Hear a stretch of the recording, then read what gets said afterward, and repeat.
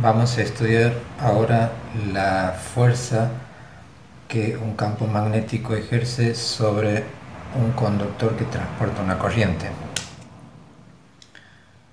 Vamos a considerar en primer lugar un conductor recto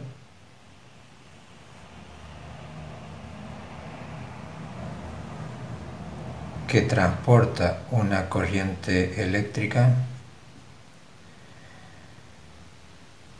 y este conductor se encuentra en un campo magnético uniforme.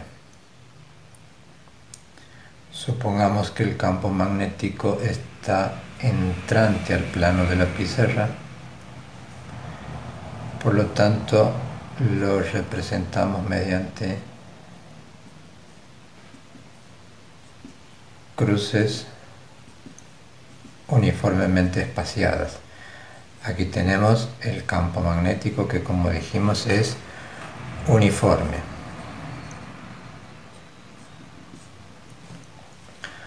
Vamos a tomar un tramo de este conductor,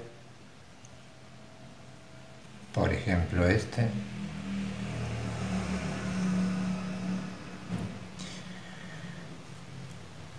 consideramos que el tramo tiene una longitud L, tiene una sección transversal A y vamos a considerar que los portadores de carga sean positivos. Si este es un portador Q, se moverá con una velocidad de desplazamiento v sub d. Si todos los portadores son de la misma característica, entonces tendremos un número muy grande de estos portadores, todos moviéndose con la misma velocidad de desplazamiento en el sentido de la corriente. Hacemos esto una vez más en lugar de considerar a los electrones libres moviéndose en sentido contrario, puesto que el efecto resultante es el mismo. Teniendo en cuenta que cualquier carga que se mueve dentro de un campo magnético, ésta experimenta una fuerza que, como vimos, viene dada por esta expresión. En este caso Q son las cargas de los portadores de carga y V es la velocidad de desplazamiento de dichas cargas. Dado que todos los portadores de carga son los mismos, es decir, todos tendrán la misma velocidad de desplazamiento y además todos se encuentran en el mismo campo magnético. Por lo tanto, la fuerza sobre cada uno de estos portadores de carga van a ser las mismas. De acuerdo a este producto vectorial y a la regla de la mano derecha, si la carga se mueve hacia la derecha y el campo está entrante, la fuerza tendrá dirección hacia arriba, le llamaremos F sub Q para indicar la fuerza sobre cada una de las cargas. Entonces, sobre cada carga tendremos aplicada esta fuerza.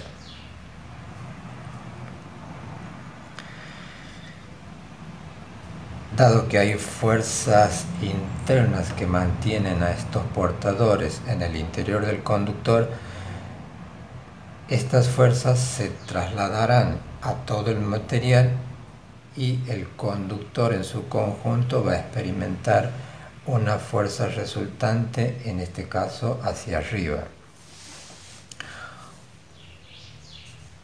Esa fuerza resultante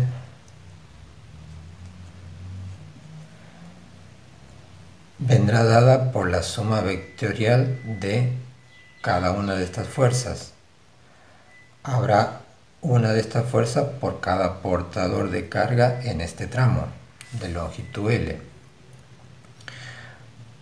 Por lo tanto, como dijimos, la fuerza sobre cada carga es idéntica en magnitud, dirección y sentido. Por lo tanto, la suma de todas esas fuerzas vendrá dada por la fuerza sobre una carga multiplicada por la cantidad de fuerzas, esto es, por la cantidad de portadores de carga en este tramo de conductor. Entonces, la fuerza total será el número de portadores de carga, se entiende en ese volumen, multiplicado por la fuerza sobre cada uno de esos portadores. Teniendo en cuenta que habíamos definido la densidad de portadores de carga como el número de portadores de carga por unidad de volumen, despejando el número de portadores en este volumen será n por el volumen. Entonces, esta cantidad será n multiplicada por el volumen.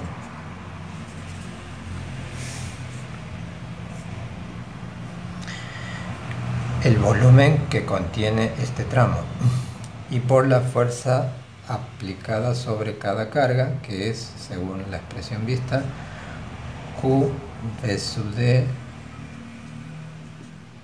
por B.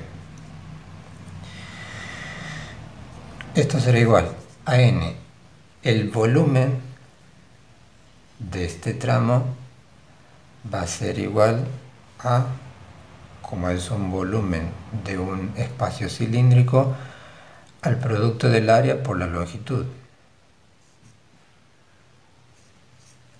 Esto es el volumen por la carga Q por V sub D, que vamos a expresarlo como el producto del módulo de la velocidad de desplazamiento por el vector unitario en esa dirección y sentido. Si recordamos que la velocidad de desplazamiento tiene la dirección de J, la densidad de corriente, que tiene el sentido de la corriente a su vez, entonces podemos utilizar un vector unitario en la dirección de el vector J. Producto vectorial, el campo magnético. Si recordamos que N por A por Q por V sub D es corriente eléctrica, lo vimos en la unidad de corriente eléctrica en función de los portadores de carga, es NQ V sub D por A, que es esta expresión que tenemos aquí. Entonces, esta cantidad, vamos a expresarlo así, agrupamos esta cantidad, N por A QV sub D por L por el vector unitario J por B. Lo que tenemos en paréntesis, como habíamos dicho, es la corriente eléctrica. Y aquí vamos a definir un vector L. El vector L lo definimos de la siguiente manera. Es un vector cuya magnitud es la longitud del tramo, cuya dirección es tangente al conductor y cuyo sentido coincide con el sentido de la corriente eléctrica, o, si prefieren, con el vector J. Entonces, en función de esta definición, expresamos esta cantidad como el vector L, producto vectorial B. De modo tal que nos está quedando que la fuerza es igual a I L producto vectorial B.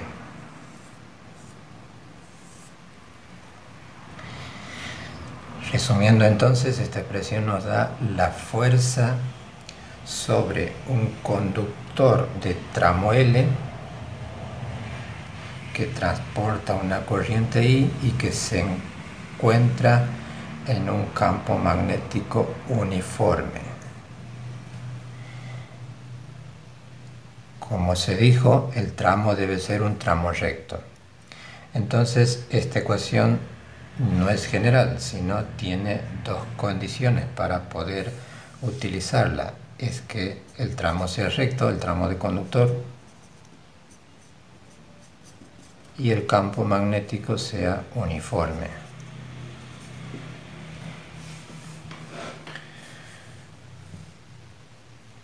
Si, por ejemplo, tenemos un tramo de longitud L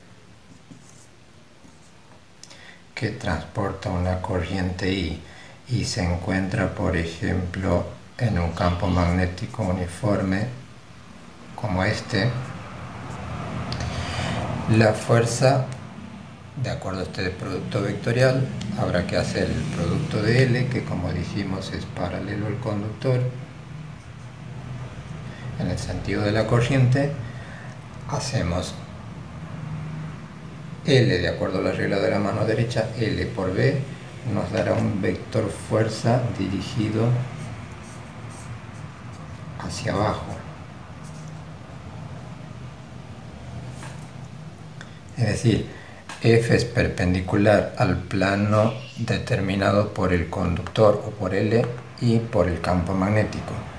Considerando en este dibujo L y B en un plano horizontal, F será vertical y de acuerdo a la regla de la mano derecha, girando de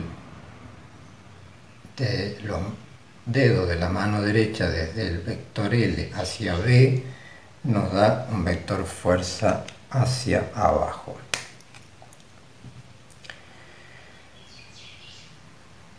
¿Qué sucede si no se cumplen estas condiciones? Por ejemplo, podemos tener una corriente en un conductor que ya no es rectilíneo. Podemos tener un campo magnético no uniforme.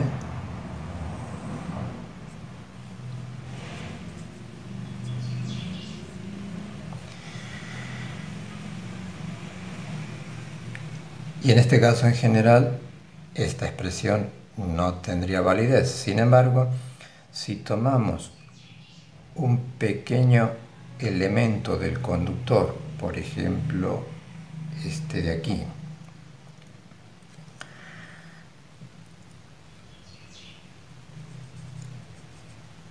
el vector L, en este caso, será un vector diferencial,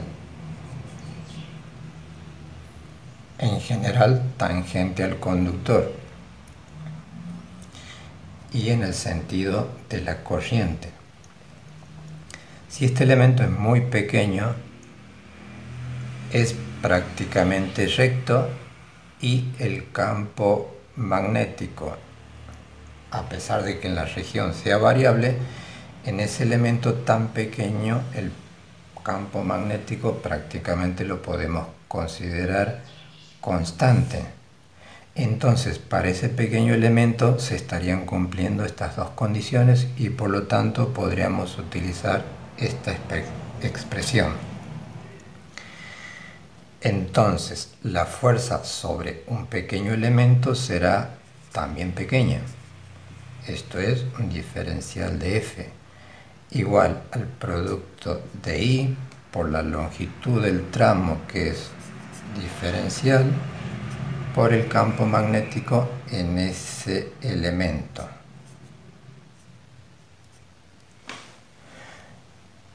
Y esta expresión ya la podemos considerar como una expresión general que nos da la fuerza sobre un elemento de corriente, y por dl se lo denomina elemento de corriente,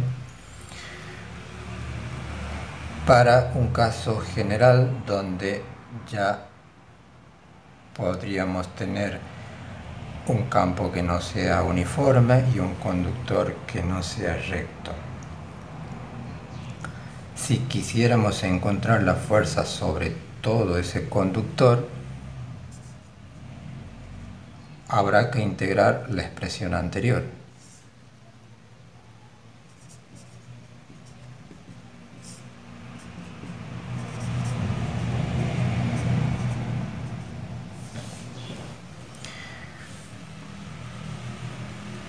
Hay que aclarar que esta integral es una integral vectorial.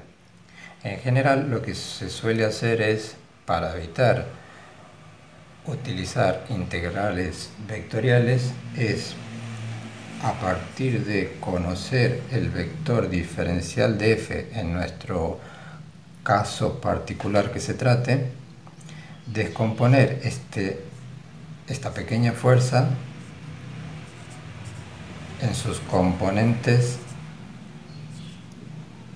x, y, z.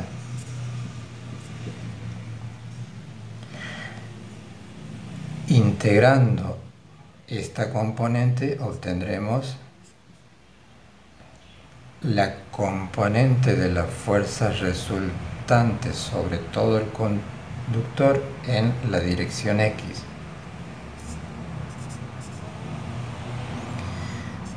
Lo mismo para las otras componentes.